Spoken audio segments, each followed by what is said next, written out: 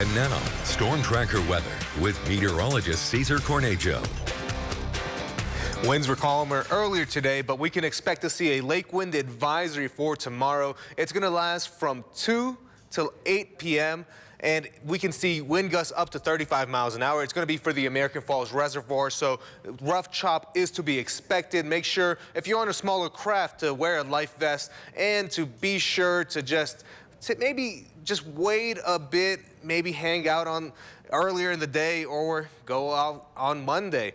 And we also do have our first red flag warning. It's going to encompass parts of the lower Snake River Plain, also parts of the Arco Desert, and into the eastern Magic Valley. So if we are enjoying some of the trails out towards these specific areas, remember, do not leave any of your vehicles over top of any dry grass, as it can really create an ignition source for fuel to just spark up and create another kind of wildfire that we definitely don't want to have, especially given the fact that temperatures will continue to rise and be on the windier side. But so far, temperatures right now are starting to cool down. We are seeing 70s throughout the Snake River Plain, a few 60s in western Wyoming, and we're starting to slowly cool down in the central mountains. But what exactly is driving some of this cooling and the winds that we'll see later on? We're going to see that there's a cold front associated with the low pressure system over top of western Canada. Also, the main heat driver is this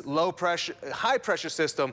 It's known as the Four Corners High. It's usually around this time of year, and as we start to really see the setup, as this low pressure starts to push out to the north, another one pops up and takes over that cold front, continues to push it through, and that's what's going to drop some of our temperatures, but really drive that wind for us. But we're going to see that the high pressure system does not move, and that's going to be why we still remain into the 80s this time of year, especially right now.